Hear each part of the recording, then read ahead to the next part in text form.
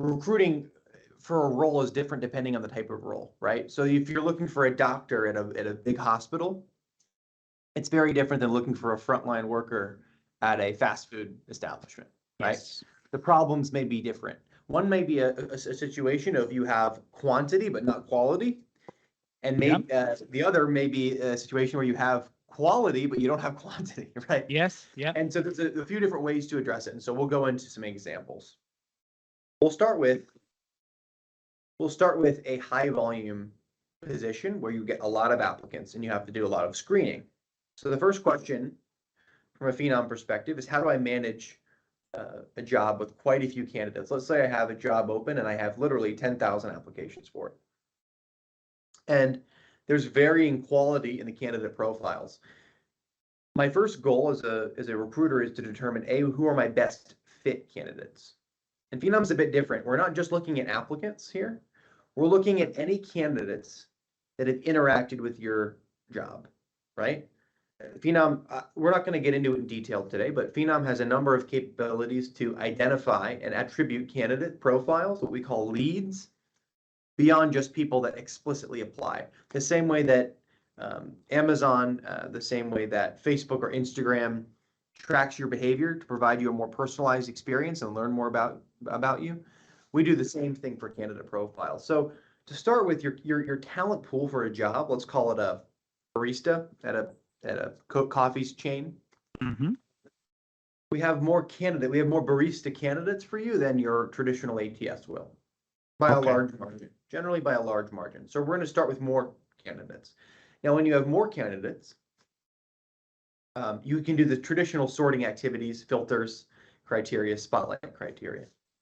But the example I like to share is our AI discovery and our AI fit scoring. So what the first thing that the Phenom system will do is actually ingest your job description, things like the job location, the required skills, the years of education required, the years of previous experience required.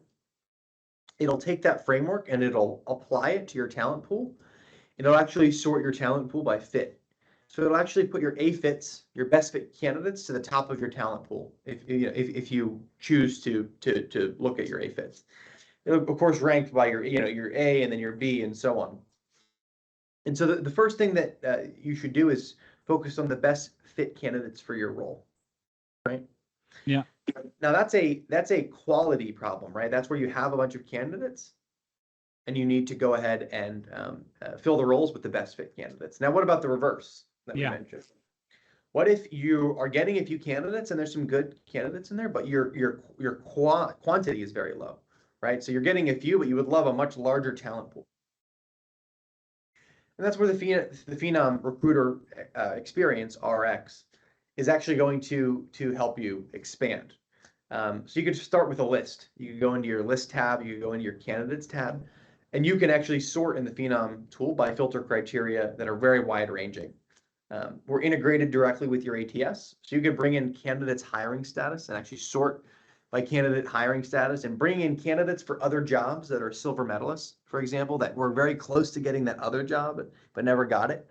And so they're still in your system and there's no reason we shouldn't resurface them to you. We also have the same AI discovery capability that we use to determine fit. We can also use that to find fit elsewhere. So you can go to the AI discovery tab of your job and actually get recommendations for candidates that could be a good fit. Maybe in the doctor example, I cannot find any doctors that applied for this job. Well, let's see if there are good fit doctors that live elsewhere within your CRM, right? We can recommend you the best fit doctor candidates that are already in your CRM that you may not be aware of.